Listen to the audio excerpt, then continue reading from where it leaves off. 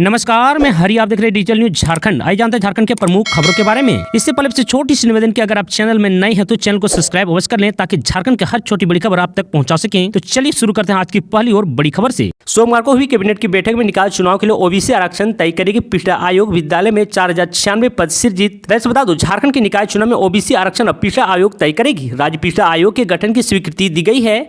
आपको बता दो, आयोग पूरे राज्य में सर्वे करके सरकार को रिपोर्ट देगी, जिसके आधार पर ही निकाय चुनाव कराए जाएंगे। आपको बता दो, इस पर सोमवार को मुख्यमंत्री हेमंत सोरेन की अध्यक्षता में झारखंड मंत्रालय में हुई कैबिनेट की बैठक में मुहर लग गई है।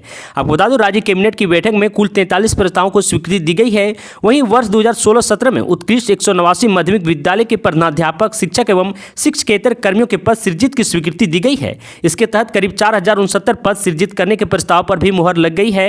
आपको बता दो, इसके अलावा प्रदेश के 29,834 आंगनबाड़ी सेविका सहिया को स्मार्टफोन देने के प्रस्ताव को भी कैबिनेट की मंजूरी मिल गई है। वहीं दूसरी ओर राजकीय श्रावणी मेला 2023 के मद्देनजर लॉ एंड ऑर्डर बनाए रखने के लिए 4 जुलाई से 29 सितंबर 2023 तक 27 अस्थायी मेला ओपी और 17 अस्थायी यातायात ओपी के गठन की स्वीकृति भी दी गई है। वहीं आपको यह भी बता दूं कि अजीम प्रेमजी विश्वविद्यालय रांची की स्थापना के लिए 120 से 150 एकड़ भूमि 99 वर्ष के दीर्घकालीन लीज पर उपलब्ध कराने के लिए अजीम प्रेमजी फाउंडेशन एवं राज्य सरकार के मध्य किए गए एमओयू में विश्वविद्यालय की स्थापना के अतिरिक्त उसी भूमि पर मेडिकल कॉलेज एवं अस्पताल की स्थापना के लिए भी एमओयू में संशोधन की स्वीकृति दी गई है। वहीं आपको यह भी बता दूं, रांची नगर निगम द्वारा डोरंडा के घाघरा में दिए गए 2.83 एकड़ भूमि के आवंटन को कैबिनेट की बैठक में रद्द कर दिया गया है। 2 दिनों तक इन जिलों में भारी बारिश के आसार, मौसम विभाग ने जारी किया अलर्ट। दरअसल बता दें, झारखंड में झमाझम बारिश से मौसम सुहाना हो गया है। आपको बता दें, मौसम विभाग के मुताबिक झारखंड के मध्य भाग में मानसून सक्रिय है। इस कारण राजधानी रांची और आसपास के जिलों में अच्छी बारिश हो रही है। 27 जून और 28 जून को राज्य के कई जिलों में भारी बारिश का अनुमान है। आपको बता दें, मौसम विभाग के पूर्वानुमान के मुताबिक 27 जून यानी आज लगभग सभी इलाकों में गर्जन के साथ हल्के से मध्य दर्ज की बारिश होगी। 28 जून को राज्य के कई स्थानों पर हल्के से मध्य दर्ज की वर्षा होगी। आपको बता दें, 29 से 2 जुलाई तक राज्य के कुछ स्थानों पर गर्जन के साथ हल्के से मध्य दर्ज की बारिश का अनुमान है। वहीं आपको बता दूं, मौसम विभाग ने राज्य के कई जिलों में 27 जून यानी आज येलो अलर्ट जारी किया है। विभाग के मुताबिक आज सिमडेगा, गुमला, लोहरदगा और लातेहार जिले में भारी बारिश होगी। वहीं 27 जून यानी आज धनबाद, जामताड़ा, दुमका, गोड्डा, पाकुड़ और साहिबगंज जिले में भारी बारिश की संभावना है।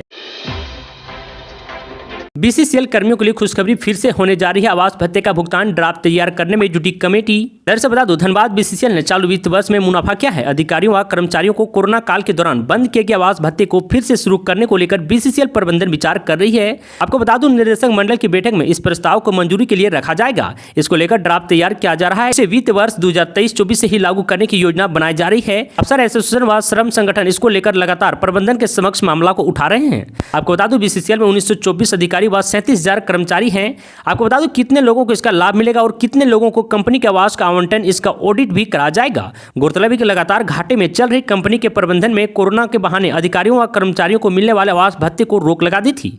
2 वर्ष पहले तक कंपनी घाटा 1210 करोड़ तक पहुंच गया था। इस घाटे को पूरा करने के लिए कंपनी ने 3500 करोड़ का ऋण भी लिया था। लेकिन अब लगातार 2 वित्त वर्ष में कंपनी ने न केवल लाभ कमाया है बल्कि ऋण को चुकता कर दिया है। आर्थिक स्थिति सुधारने के बाद भी कंपनी ने आपातकाल स्थिति को निपटने के लिए 2000 करोड़ का एक फिक्स डिपॉजिट बैंक में जमा कर दिया है।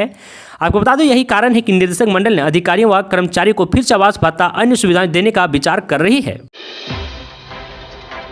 शहरी स्थानीय निकाय में पिछड़ा वर्ग को मिलेगा आरक्षण। ट्रिपल टेस्ट सर्वेक्षण के लिए आयोग को कैबिनेट से मंजूरी। दरअसल बता दें, सोमवार को हेमंत सोरेन कैबिनेट ने शहरी स्थानीय निकाय में पिछड़े वर्ग को आरक्षण प्रदान करने के लिए ट्रिपल टेस्ट सर्वेक्षण करने के लिए एक आयोग की स्थापना को मंजूरी दे दी है।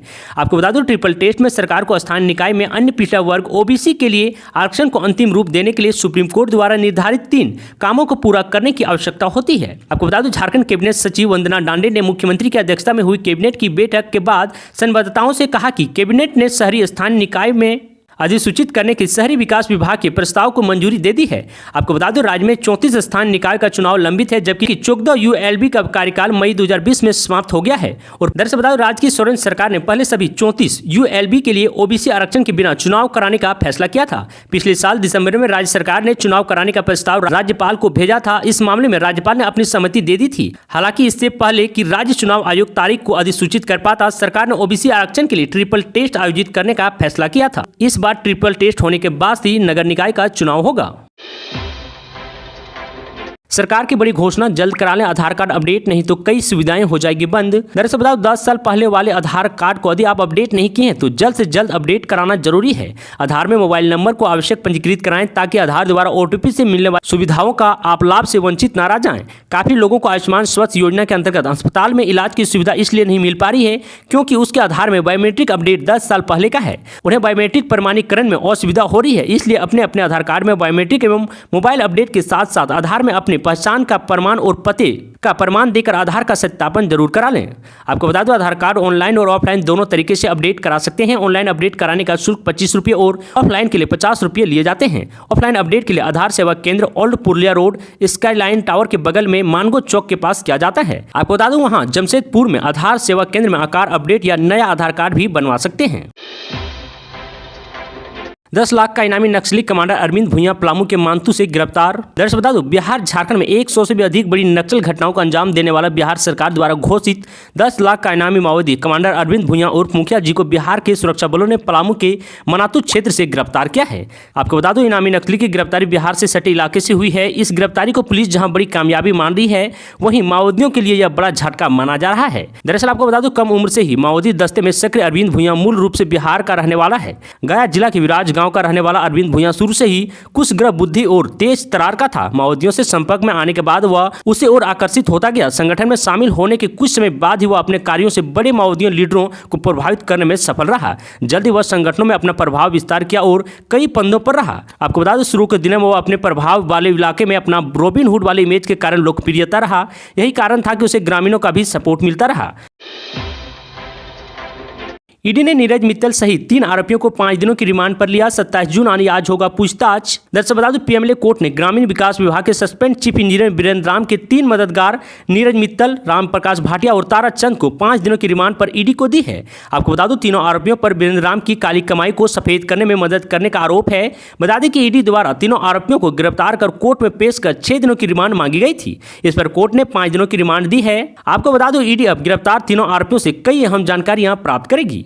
आपको बता दूं सोमवार को सुनवाई के दौरान ईडी की ओर से विशेष लोक अभियोजक शिव कुमार ने बहस की।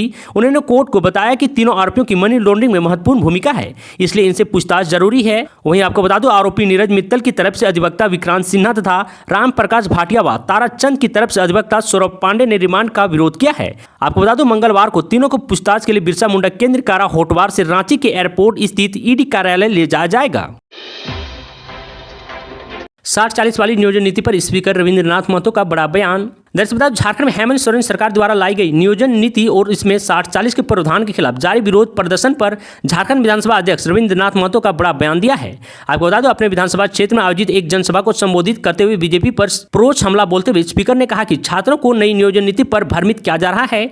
छात्र नारा लगा रहे हैं कि 60-40 ना चल, तो छात्रों पर यह कहकर तंजा किया जा रहा है कि आपको बता दो स्पीकर ने कहा कि मैंने बहुत सारे बुद्धिजीवियों, नेताओं और कॉलेज के प्रधानाध्यापक से बातचीत की, लेकिन उनको भी नीति में वर्णित 60-40 की स्पष्ट जानकारी नहीं है। पूछने पर कहते हैं कि इसका मतलब 60 स्थानीय और 40 बाहरी, जबकि ऐसा नहीं है। आपको बता दें स्पीकर रविंद्रनाथ महतो ने कहा कि नई नियोजन नीति में सरकारी नौकरी के वर्णित 60 से तात्पर्य आरक्षण कोटि से है। इसमें 28% अनुसूचित जनजाति, 27% ओबीसी और 12% एससी और 10% स्वर्ण गरीब को मिला है आरक्षण है। बाकी 40% ओपन फॉर ऑल है। उन्होंने कहा कि बाकी का गैर आरक्षित 40% है, उसमें झारखंडी छात्र नहीं आएंगे। स्पीकर ने कहा कि यदि झारखंड सरकार थोड़ी पेनी निगाह को रखे तो उन 40% में भी सारे झारखंडी छात्र ही आएंगे। उन्होंने कहा कि यदि प्रतियोगिता परीक्षा में संथाल भाषा जोड़ दी जाए या स्थानीय इतिहास और संस्कृति की जानकारी होने अनिवार्य किया जाए तो निश्चित रूप से उन 40% कोटे में भी झारखंड छात्र ही आएंगे। हेमंत सरकार के खिलाफ आजसू पार्टी का जुलाई में हल्ला बोल। सुदेश महतो ने पार्टी नेताओं के साथ की समीक्षा मीटिंग। दरअसल बता दो आजसू पार्टी के अध्यक्ष सुदेश महतो ने सोमवार को पूर्वी सिंहभूम और पश्चिमी सिंहभूम जिले के सभी पार्टी पदाधिकारियों के साथ पार्टी की संगठनात्मक समीक्षा बैठक की। बैठक में शामिल सभी केंद्र, जिला और प्रखंड स्तर के पदाधिकारी के साथ पार्टी के भाव कार्यक्रम को लेकर विस्तृत चर्चा की गई है। आपको बता दूं सुदेश महतो ने पार्टी पदाधिकारी को संबोधित करते हुए कहा कि जुलाई माह पार्टी के लिए बहुत महत्वपूर्ण है, क्योंकि इसी महीने हम राज्य के हर विधानसभा क्षेत्र में जन पंचायत का आयोजन करेंगे। जन पंचायत के जरिए हम जनता के बीच जाएंगे और राज्य से जुड़े ज्वलंत विषयों पर जन संवाद करेंगे। साथ ही मौजूदा सरकार की विफलताओं को जनता के सामने। आज के लिए इतना ही, मिलते हैं अगले वीडियो में। तब तक के लिए जय हिंद, जय भारत, धन्यवाद।